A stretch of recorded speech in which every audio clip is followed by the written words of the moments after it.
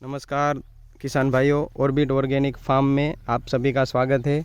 आज हमारे यहाँ आम में बैग लगाने का काम चल रहा है, तो आइए आपको दिखाते हैं किस तरह से बैगिंग होता है। हम लोग पिछले 5-6 सालों से बैगिंग कर रहे हैं, बहुत अच्छा रिजल्ट मिलता है और मार्केट में भी इसके बहुत अच्छे दाम मिलते हैं। तो इस तरह से बैगिंग लगाने का कार्य चल रहा है। देखिए दोस्तों, इसमें इस तरह से बैग लगाई जाती है। ऐसे बैग लगा के इसको ऊपर से टाइट करना होता है।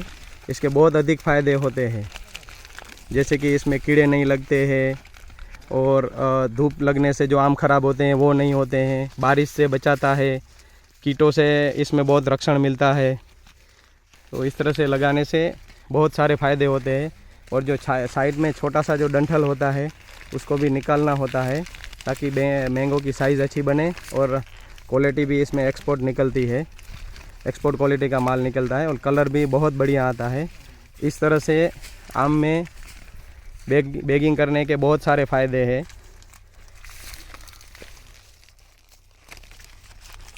इस तरह से आपको प्राइस भी बढ़िया मिल सकता है। तो बैग लगाने के बहुत सारे फ़ायदे हैं। जय जवान जय किसान दोस्तों।